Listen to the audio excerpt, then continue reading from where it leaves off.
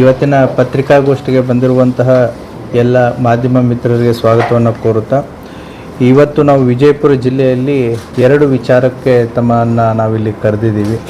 ಒಂದು, ಪೊಲೀಸ್ ಇಲಾಖೆಯು ರಾಜ್ಯಾದ್ಯಂತ ಹಿರಿಯ ನಾಗರಿಕರು ಮತ್ತು ಒಂಟಿ ಮಹಿಳೆಯರ ಸುರಕ್ಷತೆಯ ಕುರಿತಾಗಿ ಆಸರೆ ಎನ್ನುವಂತಹ ಕಾರ್ಯಕ್ರಮವನ್ನು ನಮ್ಮ ಗಣ ಸರ್ಕಾರ ಮತ್ತು ನಮ್ಮ ಗೃಹ ಸಚಿವರು ಮತ್ತು ನಮ್ಮ DGP ಸಾಹೇಬರು ಇದನ್ನು ಜಾರಿಗೆ ತಂದಿದ್ದರು. ಇದರನ್ನು ಮೂಲ ಉದ್ದೇಶ ಏನು ಅಂತಂತಂದರೆ, ಏಕಾಂಗಿಯಾಗಿ ವಾಸಿಸುವ ಹಿರಿಯ ನಾಗರಿಕರಿಗೆ ಮತ್ತು ಒಂಟಿ ಮಹಿಳೆಯರಿಗೆ ಸುರಕ್ಷತೆಯ ಭಾವ ಮತ್ತು ಅವರಲ್ಲಿ ಒಂಟಿ ಭಾವನೆಯನ್ನು ಹೋಗಲಾಡಿಸಿ ಅವರ ಕುಂದುಕೊರತೆಗಳನ್ನು ನೀಗಿಸೋದರಲ್ಲಿ ಈಗಾಗಲೇ ನಾವು ಏನು ಮನೆ ಮನೆ ಪೊಲೀಸಿಂಗ್ ಕಾರ್ಯವನ್ನು ನಾವು ಮಾಡ್ತಾ ಇದ್ದೀವಿ, ಅದರ ಭಾಗವಾಗಿ ಹಿರಿಯ ನಾಗರಿಕರು ಮತ್ತು ಒಂಟಿ ಮಹಿಳೆಯರ ಭದ್ರತೆ ಮತ್ತು ಸುರಕ್ಷತೆ ಮತ್ತು ಭರವಸೆಯನ್ನು ಒಂದು ತರುವಂಥ ಕಾರ್ಯವನ್ನು ಕೂಡ ಪೊಲೀಸ್ ಇಲಾಖೆ ಜಾರಿಗೆ ತಂದಿತ್ತು. ಇದನ್ನು ಕಳೆದು ಹಲವಾರು ತಿಂಗಳಿಗಿಂತ ನಾವು ಇದನ್ನು ಎಲ್ಲ ಬೀಟ್ ನಮ್ಮ ಜಿಲ್ಲೆಯಲ್ಲಿರುವಂಥ ಒಟ್ಟು 329 ಬೀಟ್ಗಳಲ್ಲಿಯೂ ಕೂಡ ಇದನ್ನು ಜಾರಿಗೆ ತಂದಿದ್ದೀವಿ. ಈಗಾಗಲೇ ಕಾರ್ಯಾಚರಣೆಯನ್ನು ಕೂಡ ನಡೀತಾ ಇದೆ. ಈ 329 ಬೀಟ್ ಸಿಬ್ಬಂದಿ ತಮ್ಮ ಬೀಟ್ ವ್ಯಾಪ್ತಿಯಲ್ಲಿ ವಾಸಿಸುವಂತಹ ಏಕಾಂಗಿಯಾಗಿ ವಾಸಿಸುವಂಥ ಹಿರಿಯ ನಾಗರಿಕರ ಮನೆಗಳನ್ನು ಗುರುತಿಸೋದು, ಒಂಟಿ ಮಹಿಳೆಯರು ಇರುವಂಥ ಮನೆಗಳನ್ನು ಗುರುತಿಸಿ ಅವರಿಗೆ ಒಂದು ಭದ್ರತೆ ಮತ್ತು ಸುರಕ್ಷತೆ ಮತ್ತು ಸಮಸ್ಯೆಗಳನ್ನು ಕುಂದುಕೊರತೆಗಳನ್ನು ಆಲಿಸುವಂಥ ಒಂದು ಕಾರ್ಯವನ್ನು ಮಾಡ್ತಾ ಇದ್ದಾರೆ. ಇದರ ಜೊತೆಗೆ ನಾವು ಒಂದು ಸ್ಟೆಪ್ಪು ಎಕ್ಸ್ಟ್ರಾ ಹೋಗಿಬಿಟ್ಟು ಸರ್ಕಾರದಿಂದ ಅವರಿಗೆ ಈಗಾಗಲೇ ಇರುವಂತಹ ಹಲವಾರು ಯೋಜನೆಗಳನ್ನು ಕೂಡ ಇದೆ. ಸೊ ಹೋಗಿ ಅವರ ಸುರಕ್ಷತೆ ಭದ್ರತೆಯ ಜೊತೆಗೆ ಅವರು ಏನಾದರೂ ಆ ಯೋಜನೆಗಳಿಂದ ವಂಚಿತರಾಗಿದ್ದರು ಅಂತಂತಂದರೆ ಆ ಯೋಜನೆಗಳನ್ನು ತಲುಪಿಸುವಲ್ಲಿನೂ ಕೂಡ ನಮ್ಮ ಬೀಟ್ ಸಿಬ್ಬಂದಿ ಒಂದು ಒಳ್ಳೆಯ ಕಾರ್ಯವನ್ನು ಕೂಡ ಮಾಡ್ತಾ ಇದ್ದಾರೆ.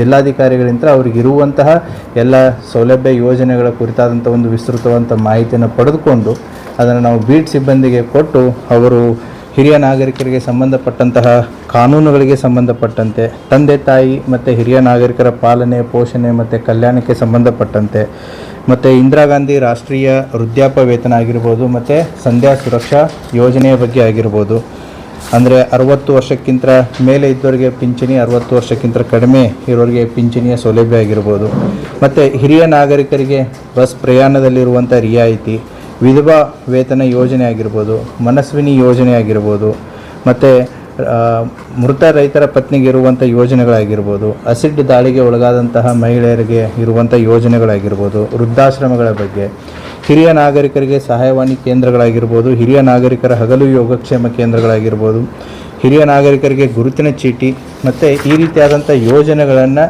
ಆಸರೆ ವಿಜಯಪುರ ಜಿಲ್ಲಾ ಪೊಲೀಸರು ಆಸರೆ ಕಾರ್ಯಕ್ರಮದ ಒಂದು ಭಾಗವಾಗಿ 28 ಪೊಲೀಸ್ ಠಾಣಾ ವ್ಯಾಪ್ತಿಗಳಲ್ಲಿರುವಂಥ ಒಟ್ಟು 329 ಬೀಟ್ಗಳಲ್ಲಿ ಇದನ್ನು ಜಾರಿಗೆ ತಂದಿದ್ದಾರೆ.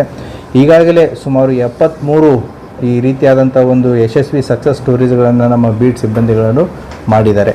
ವೃದ್ಧಾಪ್ಯ ವೇತನ ಒಟ್ಟು 14 ಜನ ಅವಕಾಶ ವಂಚಿತರಾಗಿದ್ದರು. ಅವುಗಳನ್ನು ಗುರುತಿಸಿ ಅದನ್ನು ಕನ್ಸರ್ನ್ಡ್ ಇಲಾಖೆಗಳಿಗೆ ಅವರ ಅಪ್ಲಿಕೇಶನನ್ನು ಹಾಕಿ ಅವರಿಂದ ಆದೇಶ ಕಾಪಿಗಳನ್ನು ಕೂಡ ಅವರಿಗೆ ಒಯ್ದು ಕೊಟ್ಟಿದ್ದಾರೆ.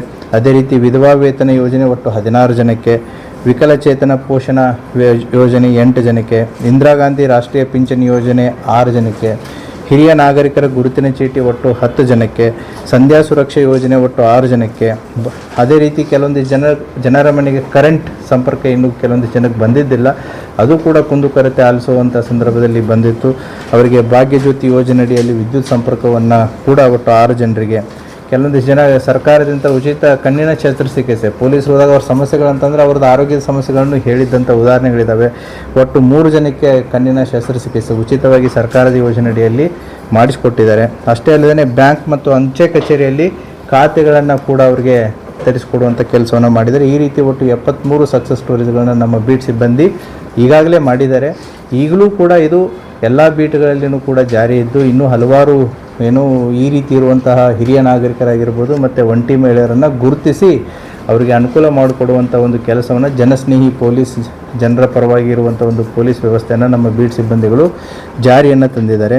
ಈ ಯೋಜನೆಯನ್ನು ಜಿಲ್ಲೆಯ ಎಲ್ಲ ಅಧಿಕಾರಿ ಮತ್ತು ಸಿಬ್ಬಂದಿ ವರ್ಗದವರು ಯಶಸ್ವಿಯಾಗಿ ಮಾಡ್ತಾ ಇದ್ದಾರೆ. ಇದನ್ನು ಇನ್ನೂ ಕಂಟಿನ್ಯೂ ಮಾಡ್ತಾ ಇದ್ದಾರೆ. ಮುಂಬರುವಂಥ ದಿನಗಳಲ್ಲಿ ಈ ಸಂಖ್ಯೆ ಇನ್ನೂ ಹೆಚ್ಚಾಗುತ್ತೆ.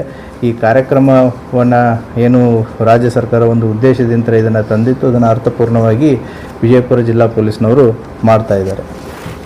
ಪ್ರೊಸೆಸ್ಸು ಆ ಕನ್ಸರ್ನ್ಡ್ ಇಲಾಖೆಗೆ ಏನು ಯಾರಿಗೆ ಬೇಕಾಗಿರುತ್ತೆ ಅವರಿಂದನೇ ಪತ್ರ ವ್ಯವಹಾರ ಮಾಡ್ತಾರೆ. They will work as A facilitator. So they will facilitate the entire process.